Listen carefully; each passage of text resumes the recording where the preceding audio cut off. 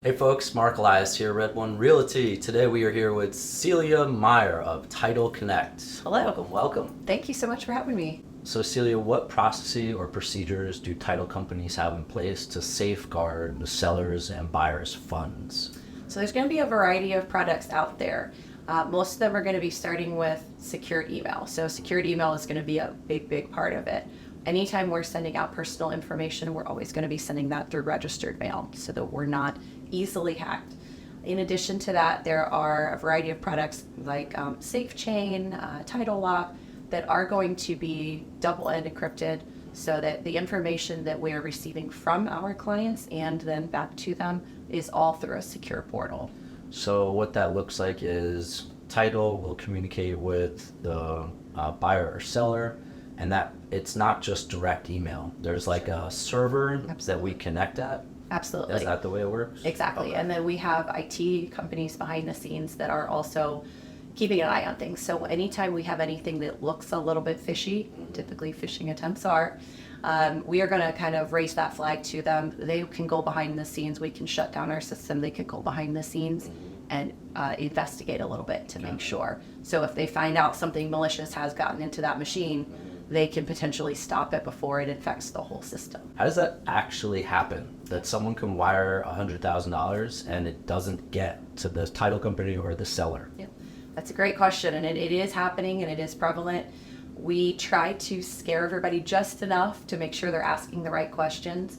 But the easiest way for that to happen is going to be through these scammers that are following the emails that are not secured. So that's typically going to be on the buyer or seller's part, potentially on somebody else involved in the transaction that doesn't have secured email. They can go in to that person's email, mimic that person's email, and resend new information that will pose as they're the title company. Even though they're not the title company, they will recreate an email that looks just like ours that they pulled from potentially the buyer or seller's information. They say, oh, well, now I'm going to follow these emails. I'm going to figure out how they're talking, and I'm going to send you a new email, and I'm going to pretend I'm Celia from Title Connect, create a signature line that looks just like you, and then I'm going to say, oh, hey, these wiring instructions have changed. Don't wire your money to where I originally told you to. Wire it here. Wow. Absolutely. And that's still happening today? That's still happening today. Anytime you're receiving anything from the title company, and also maybe you, if it's going to be a document of specifically wiring instructions, call the company, and not from the email that is listed, the phone number that's listed in that email. Go to their website and find their actual phone number. Or you, the agent, provide them the actual phone number that you know is the correct phone number. They can call and confirm those information. Title companies are always happy for you to call and say, hey, I received these instructions from you. I just want to confirm them. Because we'd rather you call us 5 times and find out the information than send your money the wrong place 1 time. So should agents be involved with sharing wiring instructions? Absolutely not. I would always, as an agent, if a title company ever sends you wiring instructions to forward on, absolutely not.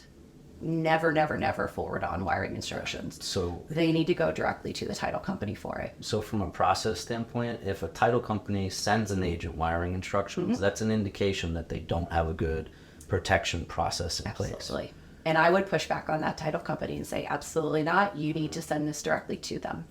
And probably what is happening there is a phishing attempt where somebody has sent you those, they're trying to fraud you. Yeah. They've sent them to you hoping you're going to forward them on to your client. Everyone wants to know, when will title closings be able to be done remotely, online, electronically, without the buyer, seller, or agent needing to be there in person? That's a great question, and there are a couple folds to that. So remote online notary is currently available. The state of Ohio did approve that. That was right around 2020 that it became super prominent. All the counties are required to accept remote online notarization documents. The other side to that, though, is going to be lenders. Lenders have a lot of hoops they have to jump through in order to be able to loan all this money, as well as if they don't keep them in-house and they sell those loans, lots of hoops to jump through for those servicers that they're going to be selling the loans to.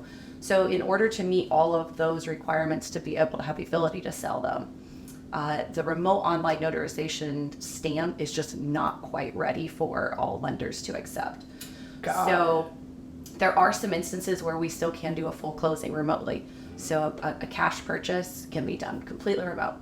Actually, I have one on Friday that'll be completely remote. Sweet. Yeah, so our seller is going to be sitting in a different city. We are going to do the remote online notarization side with him so that we can notarize his documents. The buyer side, when you're purchasing in cash, there aren't notarized documents for a buyer. So that will just be through e-citing and be kind of 10 minutes or so, and both sides will be done. Awesome. So, yeah. Okay, so what I heard you say, just to recap, is that while title can do those remote notaries, not all lenders are comfortable with that process. Yeah. And so correct. once it becomes unanimous, all lenders accept it, then these things can be done remotely. Absolutely. And there are a few that are starting to shift toward that.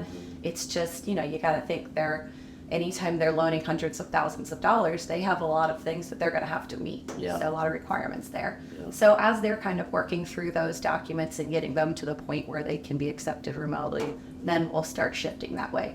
A lot of lenders are doing hybrids where it'll be some of their documents are e-signed and then some of those more important in-person ones are still done, in person. What is a crazy story that you've seen at closing that, like, over drinks, you've told people, you're like, you're never going to believe this happened? I think my craziest Yeah. is, and this was very, very early on when I was still relatively new to closings.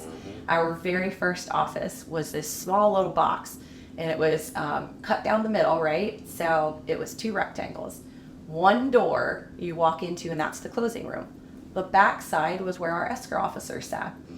We did the closing. It was a husband and wife purchasing. She asked for the room for a few minutes afterwards, so we went to the back side of the room. Now, mind you, there's not another door, so we're just sort of, I don't want to say trapped, but we're sort of trapped in there until they're finished. She serves him with divorce papers. and we can kind of overhear, not purposefully, but we can overhear what's happening. Serves him with divorce papers. He kind of storms off naturally. I would too.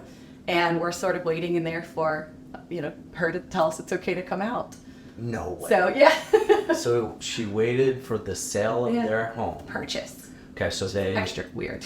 Right. Well, I suppose in that instance, Dower rights would It does. Absolutely. and allow her to have 50% ownership. In Ohio, we are a Dower state. We are. What does that mean? So, and I believe there are only 3 or 4 left at this point. And it's been talked about over and over and over again of Ohio, releasing that. But Dower means if you are married, your spouse has rights to the property. And I can say that as an almost blanket statement. There are going to be a few caveats to that. If you're an entity, an LLC, a trust, something like that, it wouldn't apply. But personal property, if you get married, your spouse has rights to that property. So, for example, your family passes down property that you inherit. It's been in your family for 100 years. You've had it now in your name for 20 years. You get married today. You sell it tomorrow, your spouse has to sign off on those documents. Interesting. Yes. So absolutely. even if they're not on the title or the deed, they still have rights Absolutely. to the proceeds from that sale. Yes. The title company is providing 2 types of policies, right? It's the owner's policy and the lender's policy. Yep. What's the basic difference? Yep, that's a great question. So the basic, most low-level difference is going to be who it's protecting. Okay. So your lender's policy is going to protect, as you can imagine, the lender. When you then have a homeowner's policy, that homeowner's policy is protecting you, the owner. That's ensuring that property is your property, free and clear of anything other than your new mortgage. Okay, so we go slow. 'Cause Okay. I'm learning this Okay. as well. Yes. Do the seller pays for the owner's policy, and this differs by county? Yeah, This differs by contract. by contract. Yes. So tell me more. Yep. So in our area, throughout the Columbus Board of Realtors, when we're using that Columbus Board of Realtors contract, our contract calls for the homeowner's policy to be purchased and paid for by the seller, issued to the buyer. That policy then covers the buyer so that they have that full, complete coverage. They know that this property is theirs free and clear. That lender's policy is only protecting the lender. So county to county, not so much, but what contract you're using is what's going to dictate. So when you go to Dayton, Cincinnati, Cleveland, they're using different contracts. So it might say buyer pays for it. It might say they negotiate it. Yeah. So it's all contract specific for who pays for what. In terms of taxes, it can sometimes be a little bit of a confusion about what it means to pay your property taxes in arrears. So can you break that down for us? That is always a big question. Yeah. Sellers frequently will get to closing and they just don't understand. They say, I paid my taxes. My taxes are current. I'm not behind. And they're absolutely correct. They have been paying their taxes. But the way that the county collects those taxes is backwards. So when you're making your tax payment, you're paying for the prior year. You're not paying for the current year. So we currently have paid no taxes for 2023. Those will start being due in 2024. Okay, so taxes are paid twice a year. Yep. Is it Jan and July? Yep, each county is going to vary a little bit for exactly when they're sending out the bill and exactly when they're charging it. It's typically right in that January and June timeframe when the bills are going to come out. So in 24, a tax bill will come out and I will pay that bill, but I'm actually paying the property tax in 24 for the time in which I've lived in the property for 23. Exactly. From January 23 to about June 23. That's exactly right. Closing gifts. What are some cool closing gifts that you've seen agents bring? Yeah. Anything like that? I saw a really cool one recently that was a planter box for the front of the house that had their house numbers on it. They were having gardeners, and it was just a really cool kind of very personalized item. The Cutco knives I think are always really cool. You know, people hang on to those because they're nice. You know, they're nice as all get out, and people hang on to them. So anytime they're getting out their pizza wheel or their knife or whatever, and they see your name right there, and they're like, oh, Mark, man, you know, he did such a great job when I worked with him, and they kind of, you know, they think of you again. Yeah, either that or they're chopping. Well, God damn hopefully it could go either way, exactly. So, but I liked those too. I've seen a few of recently, the cutting boards that have been logoed. I think those are a nice one too. Kitchen items seem to be a well received item. Celia Meyer with Title Connect. Thank you for your generosity. Yeah, absolutely. Really enjoyed you being here and answering all the fun. questions. If folks do have any follow-up questions, I invite you to comment in the box below. I will contact Celia and we'll get those answers for you. So I'm Marc Elias with Redwood Realty. Look forward to seeing you next time. Thanks, guys.